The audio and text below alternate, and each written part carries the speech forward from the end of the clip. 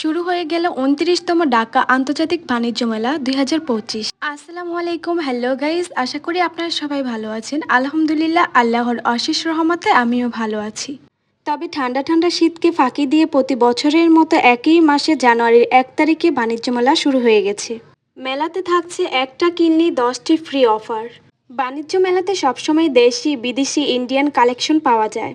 এখানে খুব সুন্দর সুন্দর ব্যাগের কালেকশন ছিল, সাথে ছিল বেতের তৈরি খুব সুন্দর সুন্দর জিনিসপত্র। এখানে ছিল বিভিন্ন রকমের আচার, চালতা, বড়ই, রসুন, জলপাই ইত্যাদি।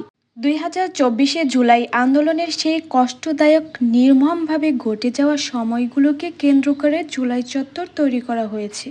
সেই সময় কত মায়ের বুক খালি হয়েছিল, অকালে ঝরে গেছে কতগুলো প্রাণ। এই হচ্ছে সেই ভাইয়া এবং আপুরা যারা আন্দোলনে মারা গিয়েছিল, তাদের প্রত্যেকের ছবি খুব সুন্দরভাবে এখানে দেয়া আছে জুলাই চত্বরে, আপনারা গেলেই দেখতে পাবেন।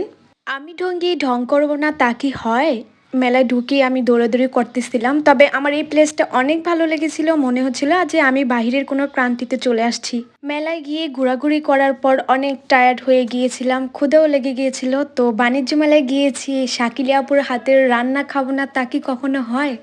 আমরা মানুষ ছিলাম চারজনের জন্য হাঁস অর্ডার করি, দেন হচ্ছে রুমাল রুটি নেই, সাথে রুমাল রুটি নিয়েছিলাম 12টা, সাথে আমরা গরু মাংস নিয়েছিলাম, তবে গরু মাংসটা ভিডিও নিতে আমি ভুলে গিয়েছিলাম। আর এখানে হচ্ছে শাকিলা আপু রান্না করে, দেখতেই পাচ্ছেন এখানে সে রান্না করতেছিল। ওই দিন আপু অনেক ব্যস্ত ছিল, সিলেট থেকে আপুর অনেক কাস্টমার আসছিল, তাই আপুর সাথে ওরকমভাবে কথা বলাও হয়নি, ভিডিও নেওয়া হয়নি, যেহেতু উনি অনেক ব্যস্ত মানুষ। আপনাদের সাথে কথা বলতে বলতে আমাদের খাওয়াও শেষ হয়ে গেছে, এখন আমরা হচ্ছে বিল দেবো আপুকে। আপনাদের কারো কোনো প্রশ্ন থাকলে অবশ্যই কমেন্ট করে জানাবেন। নতুন নতুন ভিডিও পেতে আমার পেজটিকে ফলো করে রাখুন।